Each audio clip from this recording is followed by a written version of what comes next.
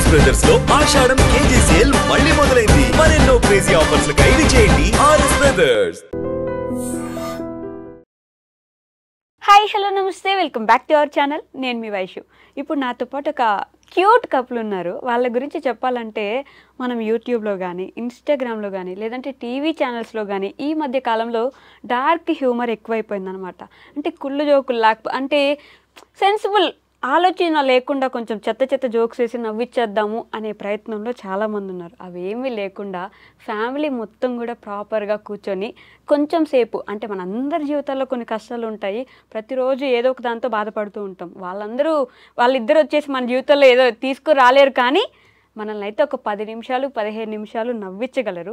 అది కూడా మంచి కామెడీ, ఎలాంటి చెత్త వీడియోస్ లేకుండా మంచి మంచి కామెడీతో మనల్ని నవ్విస్తూ ఉన్నారనమాట. ఇట్లు సింధూరా ఛానల్ నుంచి సింధు గారు అండ్ రాజు గారు ఉన్నారు. చాలా విషయాలు మాట్లాడదాం. హలో అండి, నమస్తే. హలో హలో వైష్ణవ్, బాగున్నారా? మీరు ఎలా ఉన్నారు? చాలా బాగున్నాను. కదా భోజనం పెట్టలేదా మీకు? నేను తినలేదు. అయ్యయ్యో, నేను పెడతానులేండి ఫోన్. కొంచెం పెద్దగా మాట్లాడండి, తర్వాత భోజనం పెట్టిస్తాను. ఓకేనా? కాదు రాజుగారు, మీకు ఎప్పుడైనా అన్యాయం జరిగింది అనిపిస్తుందని మీకు? అంటే అట్లా అప్పుడప్పుడు అనిపిస్తుంది. అట్లేం లేదు అనుకుంటే మరి అప్పుడప్పుడు అంటేనే అర్థమైపోయింది అక్కడ అన్యాయమే జరిగింది. కాదు, ఎందుకు అన్యాయం అనేది నేను చెప్తా చూడండి. మీరు ఛానల్లో ఉన్నారు, మీకు బాగా ఫ్యాన్స్ ఎక్కువ, ఛానల్ పేరు మాత్రం ఇట్లు సింధూరా అని పెట్టుకున్నారు ఆవిడ. అంటే మీరు మనిషి కాదా? నేను మీకోసం ప్రొటెస్ట్ చేస్తున్నానండి అసలు యాక్చువల్లీ. ప్లీజ్ అడగండి, ఎందుకంటే అయ్యో, ఆ ఛానల్ స్టార్ట్ చేయమని చెప్పిండేది నాకు రాజ్. నేను రాజుని అడిగే చేశాను. నాకు రాజు ఓకే అన్నాడంటే నాకు ఒక స్ట్రెంగ్త్. ఓకే. అట్లాంటిది సడన్ గా ఒక రోజు కాల్ చేసి, నాన్న నువ్వు ఛానల్ ఎందుకు స్టార్ట్ చేయకూడదమ్మా అన్నాడు. ఓకే. నాన్న నువ్వే నా చెప్తాండేది అంటే, అవును చెయ్యి, ఒకసారి ట్రై చేయి అన్నారు. ఛానల్ కి పేరు అంటే ఆలోచించు అన్నారు. నువ్వే పెట్టున్నానా, నువ్వే ఆలోచించి నాకు ఇవ్వు అంటే రాజు ఇచ్చిన పేరే అది ఇట్లు సింధూరా అని. ఆ లోగో కానీ అంతా రాజే చేసి ఇచ్చాను. మరి ఇప్పుడు ఏంటండి, అడగండి పర్లేదు ప్లీజ్ అని అడుగుతున్నాను నన్ను. అప్పుడే అడిగిండొచ్చు కదా, ఏమమ్మా ఇట్లు సింధూరా అని పెట్టుకుంటానావే, ఇట్లు సింధు రాజ్ అని పెట్టుకుండొచ్చు కదా. అసలు నేను అనుకోలే నేను వీడియోస్ లో వస్తాను ఇట్లా ఉంటానని. అన్ని నేను బ్యాక్ లోనే ఉండాలనుకున్నా, దానికి సపోర్ట్ ఇవ్వాలని. ఇంకా వేరే ఆప్షన్ లేదు కాబట్టి నన్ను లోపలికి ఇరుకుతున్నారు. వేరే ఆప్షన్ లేక తీసుకొచ్చారండి. ఇప్పుడు నేను అనంతపూర్ లో ఉంటే నాకు అమ్మతో చేసేకుంటుంది. ఆటోమేటిక్ గా నా ఫ్యామిలీ అని నేను ఇక్కడికి వచ్చేసరికి నాకు రాజే. ష్యూర్ గా నేను రాజుతోనే చేస్తాను. సో అది తెలుసుకోలేకపోయినాడు పాపం రాజు. నన్ను ఇన్వాల్వ్ చేస్తుంది అనుకోలేదు, జరిగిపోయింది. పాపం రాజు అంట. అసలే ఆయనకి ఫ్యాన్స్ ఎక్కువ, మీరు ఆడుకుంటున్నారని ఫీల్ అయిపోతుంటారు అసలే జనము. ఫీల్ కాదు, నిజంగానే ఆడుకుంటున్నా. ఎలా అండి, అంటే అసలు మా తెలుగు అమ్మాయిని మీరు అలా ఎలా అనేస్తారు ఆడుకుంటుందని చెప్పేసి? అట్లాగా, తెలుగు అమ్మాయి మంచి అమ్మాయినే. అంటే నాకే కొన్ని విషయాలు తెలియకుండా జరుగుతాయి కదా ప్రాంక్ నమ్మింది. అప్పుడు నాకే అనిపిస్తుంది, ఎందుకు నన్ను చేస్తున్నాను, ప్రతిదానికి నేనే బలవుతున్నాను, బక్రా నేనే అవుతున్నాను అనుకుంటారా? ఎందుకంటే రాజు ఆఫీస్ నుంచి ఈవినింగ్ వచ్చేసరికి మైండ్ అంతా నేను ప్రాంక్ చేస్తాననేది ఉండదు. ఓకే. సో అసలు పాపం ఆ గెస్ కూడా చేయలేడు. నేను అలా చేసేటప్పుడు మామూలు ఫ్లోలోనే పోతుంది. ఆ మనిషికి ఆ క్లిక్ కూడా రాదు. అయ్యో ఇదేమన్నా ప్రాంక్ అన్నట్లు కూడా క్లిక్ కాలేదు పాపం. అంటే అంత స్ట్రెస్ లో ఉండి వచ్చేసరికి ఇది కూడా ఏమో, ఇది కూడా అంతే రియల్ గా జరుగుతుందేమో అనుకునే తల తింటుంది. బుర్ర తక్కువ అంటున్నావు? అంటే తెలుగు ఎక్కువ నాకు కరెక్ట్ గా మీనింగ్ రాదు. మీనింగ్ వద్దు, మాట్లాడేది అదే బాగానే మాట్లాడతానండి.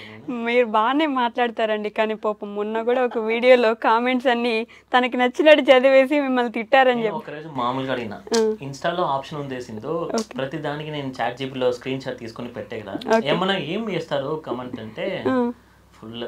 అప్పుడు నేనే ఫసకైనా. మీరు నిజం అనుకున్నారు కదా, అయ్యో నన్ను ఇంత తిట్టున్నారా? నిజంగానే నేను, ఎందుకంటే అట్లా చదివింది. సో అంతే, ఓకే మనకి తిడుతున్నారు అనమాట. పాపం అండి, ఎందుకు అంత అమాయకుడిని అట్లా ఆడుకుంటున్నారు? అదే అడ్వాంటేజ్ నాకు, అంటే తెలుగు చదివేకి రాదు కాబట్టి దాన్ని అలా ట్విస్ట్ చేసి చదివితే రాజు రియాక్షన్ ఎలా ఉంది. కానీ పాపం హట్ అయినాడు ఆ రోజు, కొంచెం మొహం ఇట్లా చిన్నపోయింది నిజం వీడియోలో. ఇంకా దండం అని చేసి నమస్కారం అండి అని చెప్పి వెళ్ళిపోయినాడు. నేను చేయను ఇంకా వీడియోస్, నేను రాను, నువ్వే చేసుకో అని ఉంటారు కదా. ప్రాంక్ రివీల్ చేసేవి వీడియోస్ లో బెటర్. మీకు రివీల్ చేశారంటే అది ఇది ప్రాంక్ అమ్మా అని చెప్పిన తర్వాత మీ రియాక్షన్ ఎలా ఉంటుంది అసలు? నేను బయటికి వెళ్ళిపోయింటానండి చాలా వీడియోస్ లో. ఎందుకు నేను అది తీసుకొని క్యారీ ఓవర్ చేసే కదా. ఫస్ట్ ప్రాంక్ గోల్డ్ చైన్ తోనే నేను పెట్టినాను నా ఫ్రెండ్ని పిలిపించి.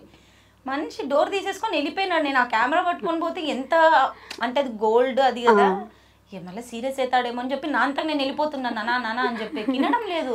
పోదామనేసి లిఫ్ట్ దగ్గర వరకు వెళ్ళిపోయినాడు. సో నేను ఆ రివీల్ చేసేకి నాకు కుదరడం లేదు. పాపం అడుగుతున్నారు. ప్రాంక్ చేసేదే కాదు రివీల్ చేసేది కూడా పెట్టండి అంటే నాకు ఎవరైనా ఒక మనిషి పక్కన ఉంటే మేబీ నువ్వు సీక్రెట్ గా పట్టుకో నేను ఏమన్నా ఇది చేయొచ్చు అనుకోవచ్చు. నాకు అది లేదు కాబట్టి ఒక చోట పెట్టిన దాన్ని మళ్ళీ తీసి పరిగెత్తితే ఎట్లబ్బా కుదురుతుందా కుదరదా అని అది ఒక ఆలోచన వచ్చింది. సో నేను రివీల్ చేయలేకపోతాను, బట్ ట్రై చేస్తా. మీరు ఎందుకు అట్లా వెళ్ళిపోతున్నారండి? లేదు అదే చైన్ తీసుకుపోయినారు, ఇంకా సెక్యూరిటీ దగ్గర ఉంటానంటే నేను సెక్యూరిటీకి తీసుకుపోయినా, నంబర్ తెలియదు అంటాను. అప్పుడు నిజంగానే అప్పుడు నేను ఫుల్ బక్రా అయినా. అంటే మన కమ్యూనిటీలో సెక్యూరిటీ ఉంటుంది, అతనికి ఫోన్ చేద్దామని చేసి నాకు బ్యాలెన్స్ అయిపోయింది. ఇంకా నేనే బైక్ తీసుకుని పోదామని పోయినా. అప్పుడు మళ్ళీ కిందకి పోయిన తర్వాత నాకు పిలిచి లేచలో ఊరికే కాదు రాజుగారు, ఒక క్వశ్చన్ అడుగుతాను, నిజం చెప్పండి, సింధు గారు చూడకుండా చెప్పండి. ప్రాంకులు చేస్తారు కదా, ఈరోజు ఈ ప్రాంక్ చేస్తానమ్మా అని చెప్పేసి మీకు ముందే చెప్పేసి కెమెరా దాచి పెడుతున్నాను నువ్వు కూడా అలానే యాక్ట్ చేయని చెప్పేసి అలా ఏమైనా చేస్తారు? ఎందుకంటే అట్లా చెప్పాల్సిన అవసరం లేదు. ఓకే, అంటే ఇప్పుడు నేను చాలా వీడియోస్ చూస్తున్నా కదా, నేను అదే అంటున్నా, మనకు తెలియకుండా చేస్తేనే ఇంకా నేచురల్ గా వస్తాయి. పెట్టి చేస్తే అది బాగుండదు అని, కానీ బాగా వాడుకుంటాను నేను. అంటే నేను రాజుకి ప్రాంక్ చేస్తానని అనేది ఏమి రివీల్ చెయ్యను. నేను ప్రిపేర్ అయింటాను, ఓకే చేద్దాము అని. ఒకవేళ నేను రాజు కలిసి ఎవరి మీద చేసేది అయితే మేమిద్దరం బాగా మాట్లాడుకొని నాన్న ఇట్లా ఇది ఇప్పుడు మొన్న అమ్మ హారర్ ప్రాంక్ చేశారు దయ్య. సో అమ్మకి ఐడియానే లేదు, పాపం అమ్మకు కూడా లేదు. సరే అది మామూలుగా పెట్టే స్టాండ్ నార్మల్ గా మేము బెడ్రూమ్ లోనే పెడతాం. అమ్మ ఏమనుకుంది అట్లనే ఉందనుకోయింది, కానీ అది తీస్తానరనే అమ్మకి ఐడియా రాలేదు. అమ్మ చెప్పేసరికి నిజంగానే అనుకునింది. అంటే అక్కడ మా కమ్యూనిటీలో జరిగిన ఇన్సిడెంటే, బట్ వేరే బ్లాక్ లోది. మేము అది కొంచెం మన ఇంటి ముందరే అన్నట్లు చెప్పేసరికి అమ్మకి ఇంకా అసలు రాజుగారు అయితే జీవించేశారు దాంట్లో. నిమ్మకాయలు ఆ అన్నం ముట్టుకుంటా అంటారు. అసలు మామూలుగా నేర్చుకుంటున్నారు ఎవరి దగ్గర నుంచి అండి? కాదండి, మీ ఫ్యామిలీ మొత్తం యూట్యూబ్ లో ప్రాంకులు లేకపోతే కామెడీ వీడియోస్ చేయాలని ఎట్లా ఫిక్స్ అయిపోయినారా? లేదు, అది కుదిరిపోయింది అంతేనా? అంటే అదేదో అంటారు కదా మేబీ, అంటే మా ఫ్యామిలీ మొత్తము మా నాన్న నుంచి ఇంకా మా నాన్న ఉండింటే నిజంగా చాలా బాగుండేది. ఎలా అంటే మా నాన్న వేసే పంచులు మా అమ్మ మీద ఎవ్వరూ వేయలేరు. అంత ఇదిగా ఎంత బాధ ఉన్నా కూడా రాజు ఇంటికి వచ్చినా కూడా అల్లుడు అని ఎంత బాగా పలకరిస్తాడు. సో అతనుకున్న ఇదే మాకు బ్లడ్ లో మాకు మేబీ అట్లా వచ్చేసింది అనిపిస్తుంది. అంటే ఆ కామెడీ చేయడం గానీ పంచులు వేయడం గానీ అలా. ఓకే, మీ మదర్ వీళ్ళందరికీ ఆల్మోస్ట్ తెలుసో లేదో నాకు తెలీదు, రాధిక వ్లాగ్స్ అని అదే ఉంటారు. రాధికమ్మ వాళ్ళ స్వయాన కూతురు ఈవిడ. ఫేస్ చూస్తేనే అర్థమైపోతుంది. అక్కడ కట్టి ఇక్కడ కట్టేసుకోండి, క్లియర్గా తెలిసిపోద్ది అనమాట. సింధూర గారు మన రాధికమ్మ గారి కూతురు. సో మీకు మామూలుగా ఎప్పుడైనా ఆడపిల్లనగానే ఫాదర్ సెంటిమెంట్ ఎక్కువ ఉంటుంది. కనెక్షన్ అబ్బాయిల కంటే నాన్నకి కూతురుతో ఎక్కువ ఉంటుంది కదా. మీకు మీ నాన్నకుండే బాండ్ ఎలా ఉండేది? మా నాన్నకి నాకు అంటే చిన్నప్పుడు అంతా అంటే ఇద్దరు అన్నయ్యలు కాబట్టి నేను చిన్నదాన్ని కాబట్టి ఏదేం చేసినా నేను అట్లా ఒక అరుపరిచినా కూడా మా అన్న వాళ్ళని ఇద్దరిని వాంచేవాడు. మా నాన్న ఇట్లా హ్యాంగర్ కి 3 పెట్టుకునేవాడు. ఒకటి వైర్, డిష్ వైర్ ఉంటుంది కదా, దాన్ని ఇట్లా బాగా ట్విస్ట్ చేసి, ఇంకోటి బెల్ట్, ఇంకోటి చల్లా దీన్ని కొడతారు కదా దాన్ని. సో చేసే తప్పుడు బట్టి తీసుకునేవాడు. సో నా అరుపు వచ్చింది అంటే ఆ ఇద్దరు అయిపోయినట్లే. వాళ్ళు ఏం చేసినా అంత బాగా ఇదేని. ఇంకా పెరిగే కొద్ది నార్మలే. అంటే నేను ఇంకా బయటికి పోయి చదవడం వల్ల నాన్నకు అట్లా ఎట్లా, తర్వాత ఇంకా అమ్మకి ఎక్కువ ఆ అటాచ్మెంట్ అమ్మతో. ఆ తర్వాత కూడా అంతే, మామూలుగా నేను నాన్న కూర్చున్నామంటే కూడా అదే. పెళ్లిలో కూడా అంతే, నేను మా నాన్న పక్కన కూర్చున్నాడు. నాకు ఇంకా బాగా గుర్తుకుంది, రాజు ముందర ఉన్నారు. సో మా నాన్న అక్కడ కూడా జోక్ వేసినాడు, నేను నవ్వుతానే ఉన్నాను. తీసి అతనే అన్నాడు నన్ను, కాదు మేడం మామూలుగా కొంచెం భయంతో కూర్చోవాలి కదా, మీరు నవ్వుతానే ఉన్నారే అన్నాడు. మా నాన్న పక్క నుంచి మాట్లాడేవన్నీ నాకు అలా నవ్విస్తానే ఉండింది. మా నాన్నతో నాకు మంచి బాగుండేది. మీ మావయ్య ఎలా ఉండేవారు? అంటే సూపర్ అతని క్యారెక్టర్. ఎక్కువ అన్ని ఇయర్స్ లేదు కానీ ఉన్నప్పుడు బాగా మాట్లాడేవాళ్ళం. అల్లుడిని బాగా పిలుస్తారు.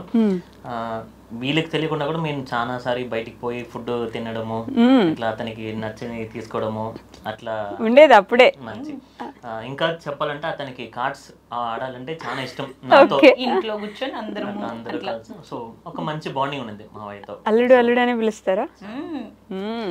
ఆ మాట అంటేనే బలిష్టం. అంటే నాకు అల్లుడు అల్లుడు అని పిలిస్తే బాగుంది. లాస్ట్ అతను ఒక 2-3 years ముందర నేను మావయ్య అని పిలిచే స్టార్ట్ చేసిన. అంటే అంతవరకు అంకల్ అంటే ఇంకా మా మావయ్య స్వయంగా అడిగినారు కాబట్టి అప్పుడు మావయ్య మావయ్య అని పిలిచి మావయ్య అని పిలవమన్నారా? అవును.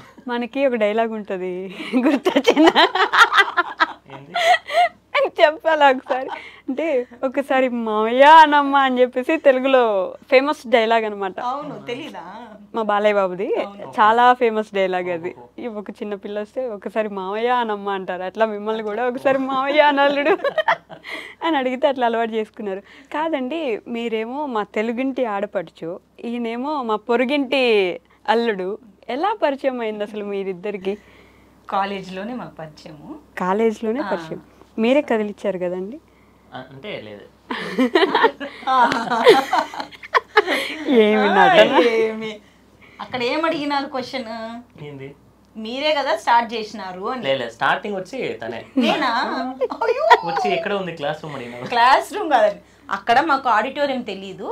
ఓకే. నా ఫ్రెండ్స్ అందరు నన్ను దొబ్బితే అక్కడ ఒక్కటే ఉన్నాడు.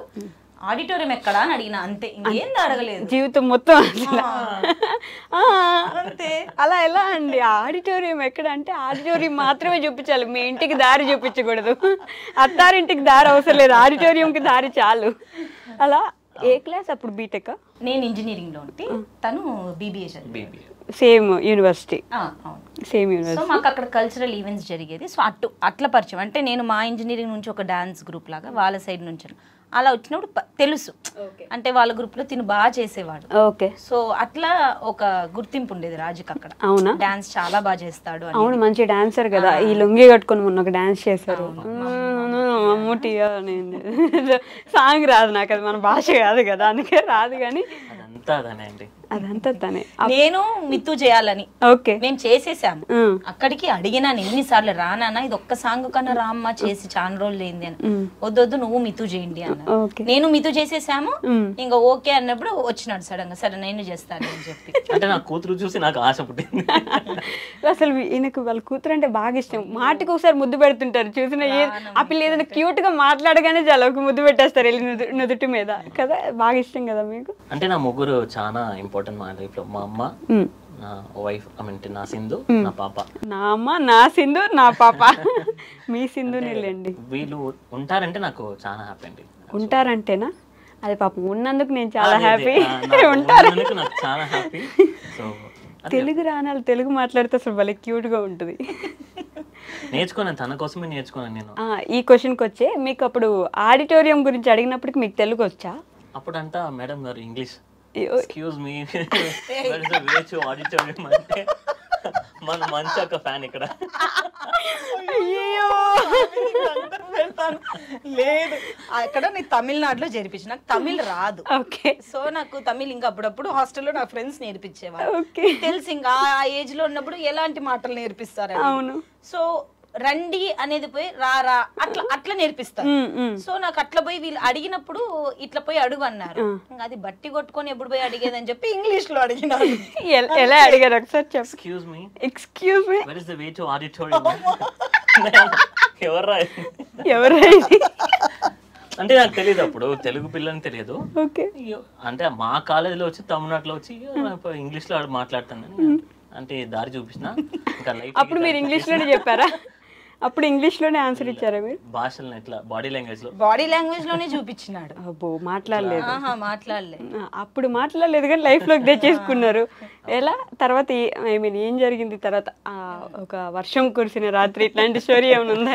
అట్లేం లేదు, మామూలుగా 4 years నాకు, తనకు 3 years. Okay. So every year మాకు కల్చరల్ ఈవెంట్స్ జరిగేది, అట్లా పోయేవాళ్ళు. ఓ, మీరు సీనియర్ కాదా?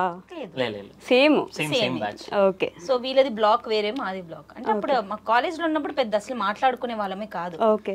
ర్యాగింగ్ ఉండేదా? లేదు, అస్సలు లేదు, చాలా స్ట్రిక్ట్ కాలేజ్ మాది. ఓకే. సో మేము మాట్లాడే వాళ్ళం కాదు. మాకు హాస్టల్లో ఉన్నప్పుడు మాకు ఫోన్స్ అలవ్ లేదు. సో నేను 3 years ఫోన్ లేకుండానే ఉంటుంది. ఓకే. సో హాస్టల్లో నాకు అప్పుడు అంత పరిచయం లేదు. డాన్స్ వల్ల బాగా చేస్తాడు అనేది. సో ఎప్పుడైనా కనపడి ఆల్ ద బెస్ట్ అని చెప్పాడు ఒకసారి డాన్స్ పోయేటప్పుడు. ఆల్ ద బెస్ట్ అని అప్పటికే మైండ్ లో అది ఇంకా హైలైట్. స్టేజ్ మీద చేస్తా ఉన్నాను. తన స్టైల్ నాకు చాలా నచ్చింది అప్పుడు. అంటే అప్పుడు ట్రయల్స్ జరుగుతుంది కదా, అప్పుడు తను చేసేటప్పుడు నేను ఇంకా గుర్తుంది అన్ని సాంగ్స్ లో.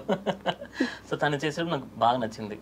ఇలా బాగా చేస్తా అని చెప్పేసి స్టేజ్ ఎక్కే ముందు నేను చెప్పిన, పిలిచి ఆల్ ద బెస్ట్ అన్నా. అమరన్ సినిమా చూసారా మీరు? ఆల్ ది బెస్ట్ అన్నాడు అంతే ఆయన కూడా. నాకు ఇప్పుడు కరెక్ట్. సో అట్లా అంతే తప్ప మళ్ళీ ఫైనల్ ఇయర్ కి ఇంకా తను ఇంకా 3 years అయిపోయిన తర్వాత తను MBAకి వేరే యూనివర్సిటీకి వెళ్ళిపోయాడు. ఓకే.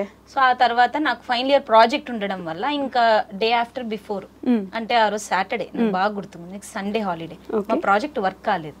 మండే ప్రాజెక్ట్ సబ్మిషన్ ఉంది.